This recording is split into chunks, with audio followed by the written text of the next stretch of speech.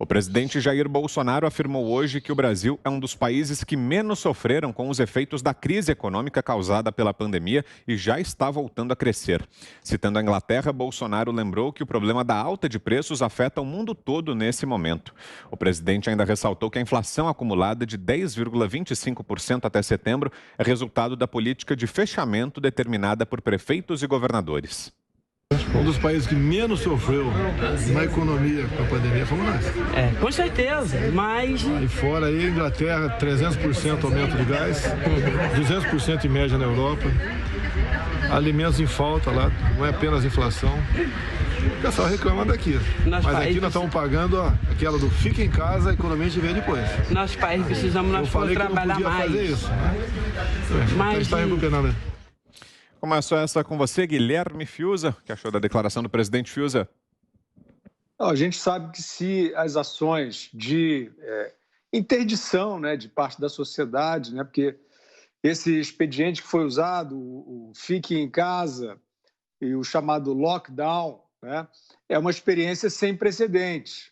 Houve outras pandemias, né, na história, houve outras situações calamitosas de contágio também, e ninguém nunca viu nada parecido. E, de repente, apareceu essa providência estranha. Eu sempre achei estranha, não porque eu seja visionário nem nada, é porque ela era estranha. E se fosse uma engenharia, se fosse uma boa engenharia de proteção sanitária, isso seria demonstrável, né?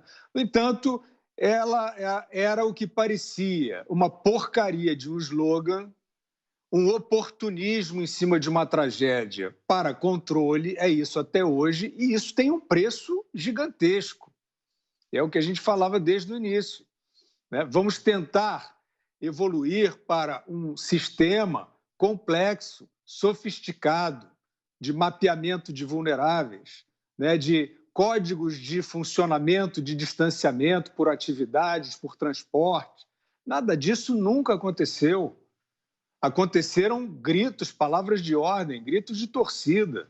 Fique em casa, né? Os proponentes das diretrizes sanitárias eram a Lady Gaga, o Robert De Niro, né? Foi essa bagunça mesmo, essa vergonha, feita como propaganda para controlar as pessoas, para amaciar as pessoas pelo que veio depois, né? Como a gente está vendo aí. São várias formas de controle, várias maneiras de você precisar cada vez mais ter um certificado que alguém vai conferir, né, se você já cumpriu ali todas as exigências.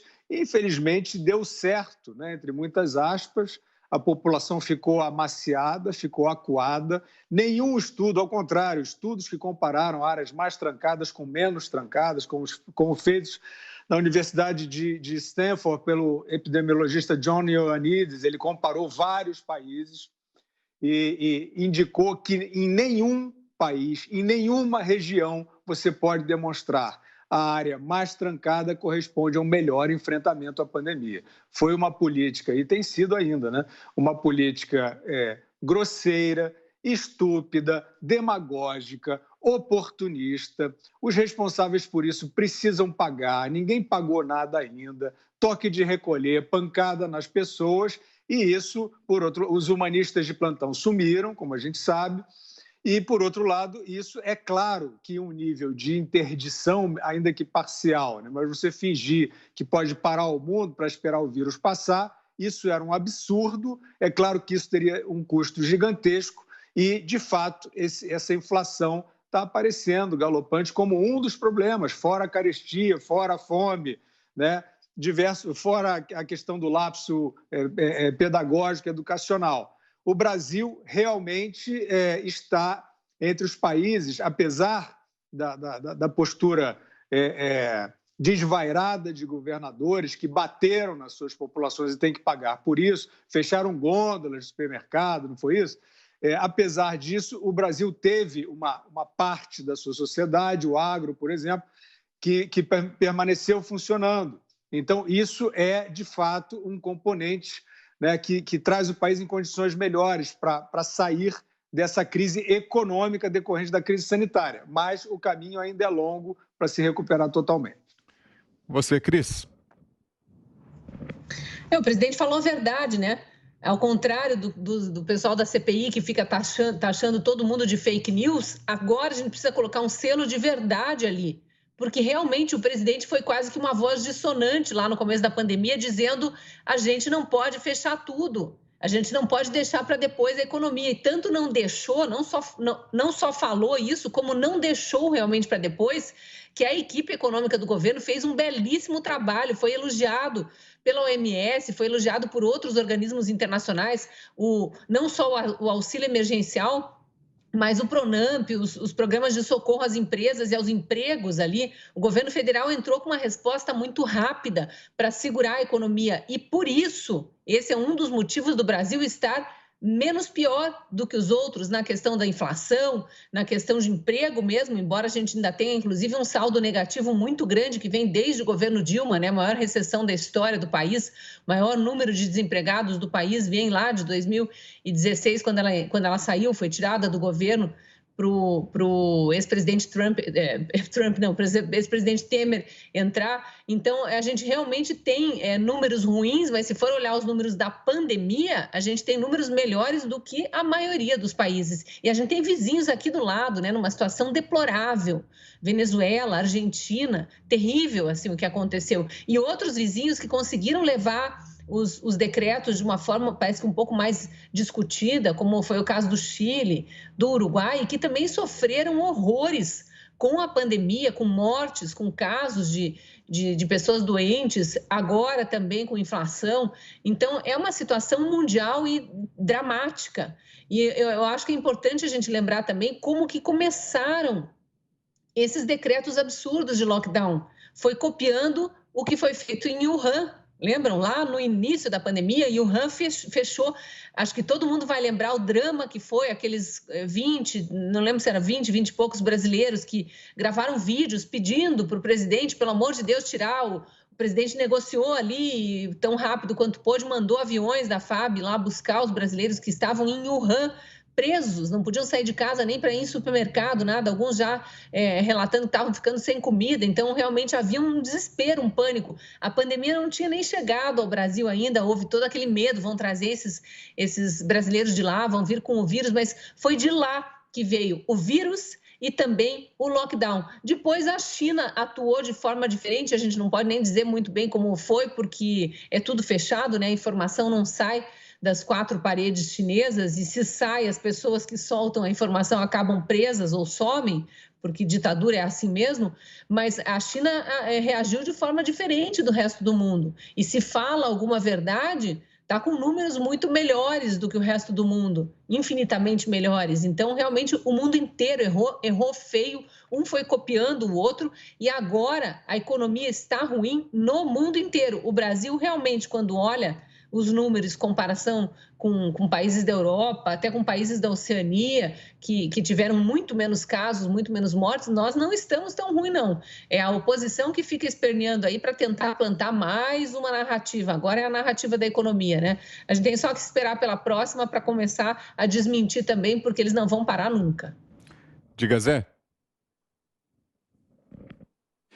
A economia no Brasil não vai bem. Tem inflação que, pela primeira vez aí, em mais de 5 anos, chega a 2 dígitos, né? O desemprego, houve uma recuada, mas não está bem. Agora, se não houvesse uma decisão firme do governo e não compactuar com esse fechamento geral, a situação estaria muito, muito pior. Olha, vamos dizer aqui que tentaram dizer que a pandemia do novo coronavírus era brasileira, porque o presidente, inclusive, seria o responsável pelas mortes. Não é. Trata-se de uma pandemia, ou seja, o mundo inteiro envolvido neste problema sério, pesado, da humanidade. Depois, vem aí as reações. O presidente Jair Bolsonaro ficou assustado lá no início. Eu me lembro, Mandetta era o ministro que falava para o presidente: presidente, nós temos que dar as mãos, atravessar esse desfiladeiro, nós todos chegaremos do outro lado bem. Esse dar as mãos era fechar o país. Veja bem, não existia ainda o novo coronavírus decretado em alguns estados que fecharam antes da chegada do novo coronavírus, né? Então, se houvesse acompanhado o Mandetta naquele momento, nós estaríamos totalmente fechados até hoje, né? Isso seria uma hecatombe financeira. Esta crise pós-pandemia é geral. A gente vê a Europa, os preços dos combustíveis explodindo, como mostrou o presidente Bolsonaro, é verdade. Só que lá eles estão reagindo diferente e subsidiando e fazendo o controle para evitar o aumento dos preços. O Brasil não, está andando ali no mercado. O mercado é assim, é a maior invenção da humanidade. Faltou produto, ele fica mais caro. Nós vimos aí o leilão de postos de petróleo, não houve compradores. Por quê? O petróleo está numa tendência de queda de preços, porque os carros, a partir de 2030, devem ficar elétricos e restando apenas os remanescentes. Além disso, tem esta patrulha aí de meio ambiente dificultando a prospecção de petróleo, né? Então, esta é a realidade. Mas, neste momento, o petróleo está em alta no mercado internacional.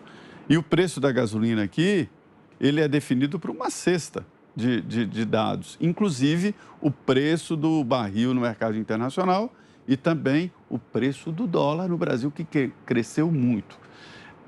Existe uma técnica muito eficiente e simples de se perceber o valor real de uma moeda. O Brasil está sofrendo um ataque especulativo.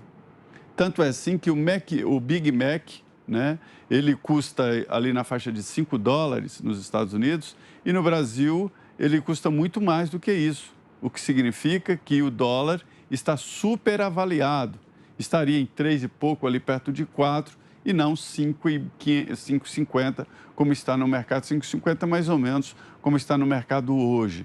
Então, mesmo assim, o Brasil está exportando alimentos. Não há falta, não há supermercado com prateleiras vazias, e este é um resultado positivo. Agora, sobre as ações do presidente. Veja bem, políticos criticam o presidente porque ele foi bom demais. O presidente distribuiu dinheiro aos municípios e aos estados sem olhar se eles eram oposição ou governo. Os governadores e prefeitos endinheirados pelas transferências públicas do governo federal, meteram os pés pelas mãos e estão aí vendo a Polícia Federal bater nas portas deles. Por isso, né, os governadores e prefeitos, com muito dinheiro, estão, inclusive, fazendo oposição ao governo, mas com dinheiro no cofre. Logo de cara, 60 bilhões de reais. As emendas parlamentares foram liberadas. Não há ninguém reclamando no Congresso Nacional sobre emendas. Não houve troca, houve a liberação justa e técnica de recursos, né? Tudo isso para salvar a economia. Ah, você pensa que eu me esqueci? Não. Os recursos repassados e distribuídos, né, daquele salário extra que é o emergencial, isso ajudou e muito desenvolveu a economia para bem. Então, assim, não está bom, há dificuldades. Agora, imagine vocês se não houvesse toda esta reação e esta ação do governo para combater o pós-pandemia, que era a grande preocupação do presidente. Olha, o pós-pandemia está chegando.